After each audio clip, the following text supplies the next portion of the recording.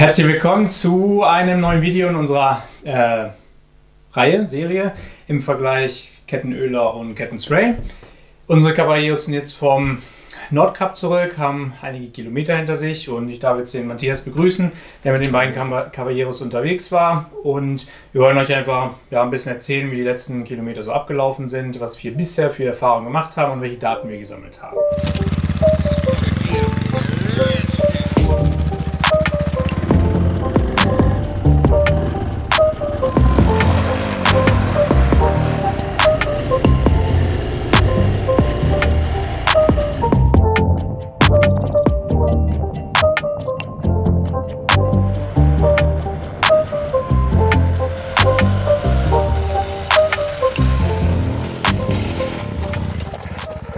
Also, herzlich willkommen und erzähl uns doch mal, wie die Tour war. Kurzen Überblick, wo es lang gegangen ist, wie das Wetter war, die Landschaft, die Leute.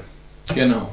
Also gefahren sind wir von hier aus unserer Zentrale gestartet bis ans Nordkap, über Rostock, dort von der Fähre nach Trelleborg, einmal quer durch Schweden, quer durch Finnland und dann in Norwegen wieder ganz runter zurück nach Schweden.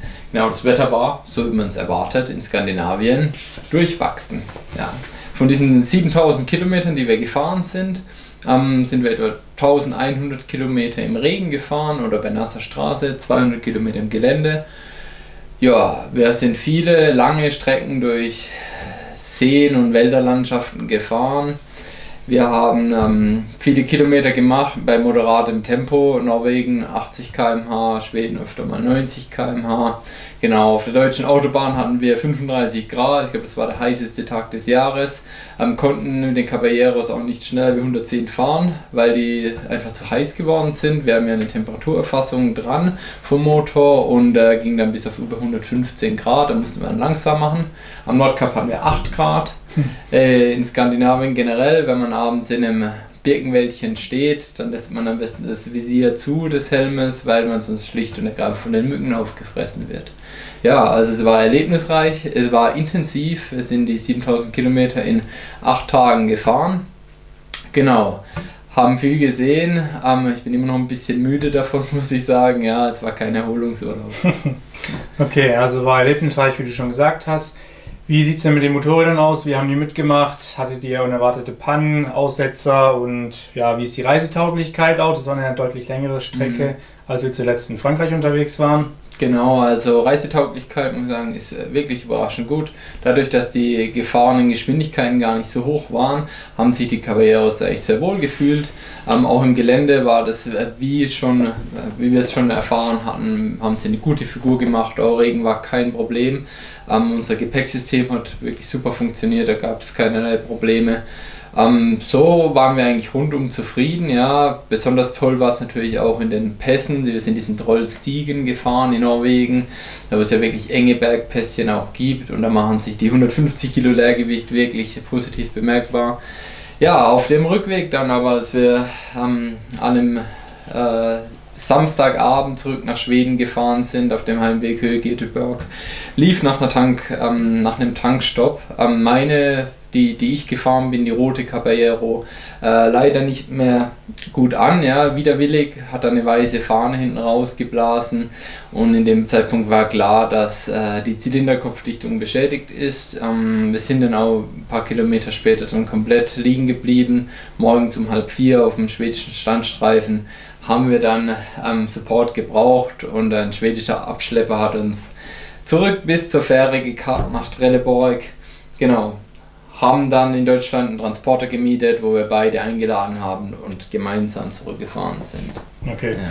Das heißt, für die letzten Autobahnkilometer haben wir ein bisschen an Reifenprofil eingespart, was jetzt nicht verkehrt ist für uns. Kann man positiv sehen, ja. Genau, also die Autobahnkilometer sind ja meistens nicht so spannend, und Kilometerdifferenz ist jetzt so circa 200 Kilometer zwischen der roten und der grünen, also 200 Kilometer mit Hilfe von einem Abschleppwagen. Genau. Also das ist jetzt nicht so die große Diskrepanz. Okay, wie lief es mit der Kettenschmierung von den beiden Motorrädern? Wie war der Aufwand? Wie viel Verbrauch war da? Also die rote wurde wie gehabt mit diesem Kettenspray hier geschmiert die ganze Zeit. Wir haben insgesamt 18 Mal geschmiert. In der Zeit, in der wir sie jetzt fahren, haben da knapp 1,5 Dosen Kettenspray verfahren. Also im Durchschnitt war alle 400 bis 500 Kilometer nachgesprüht. Allerdings ist es wechselhaft im Wetter, gerade bei Regen muss man sagen, dass nach 100 Kilometer einfach nichts mehr von dem Schmierfilm vorhanden ist. Auch beim Gelände schon früher, nach 50, 80 Kilometern, genau ist der Schmierfilm einfach weg. Da müsste man eigentlich schon früher sprühen. Allerdings muss man sagen, dass das durchzuziehen, da so oft zu sprühen, das ist in der Praxis nicht möglich. Beziehungsweise da müsste man so viel Kettenspray mitbringen, dass man schon schier überladen wäre. Im Prinzip haben wir immer dann, wenn wir es für sinnvoll und gut erachtet haben, gesprüht. Man muss ja auch bedenken, dass man immer wieder das Kettenspray aus dem Gepäck herausholen muss, zu zweit am besten die Kette einsprühen muss, 20 Minuten warten, bis sie abgelüftet hat, bevor es dann weitergehen kann. Der Kettenöler ist gut gelaufen, die Kette war durchgängig super geschmiert. Da hat man natürlich das Leben leicht, wenn die Straße nass ist, drückt man den Knopf, viel leuchtet rot und die Schmierung bleibt erhalten.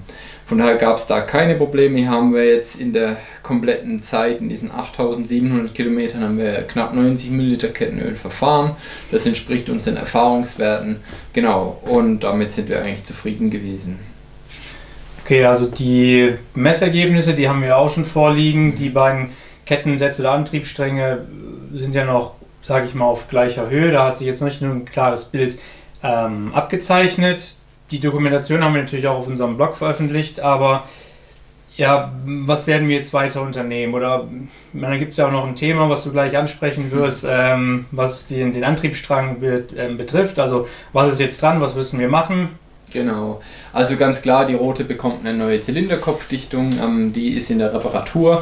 Ein Service steht natürlich auch an. Was uns leider noch aufgefallen ist, als wir wieder zurück waren, also erst als wir daheim die Fahrzeuge gereinigt haben und auseinandergebaut haben zum Vermessen, haben wir festgestellt, dass an der grünen, also mit dem Kettenöler geschmierten Caballero, die Ritzelmutter leider komplett locker war. Die wurde nur noch durch das Sicherungsblech so ungefähr in Position gehalten. Der Verdacht liegt nahe, dass sie schon ab Werk nicht korrekt angezogen war, da die Fahrzeuge so wie sie sind aus dem Werk gekommen sind. Dadurch hat sich leider Passungsrost gebildet, das war alles orange überzogen. Das Ritzel ist seitlich an der Kette stark angelaufen, es ist zu Vibration und zu Relativbewegung gekommen.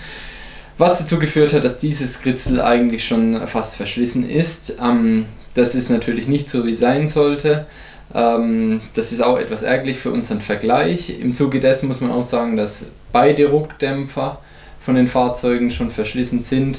Die von der grünen allerdings deutlich stärker, vermutlich durch dieses Zusammenspiel aus lockerem Ritzel und schlechtem Ruckdämpfer. Auch die beiden Ruckdämpfer werden erneuert werden.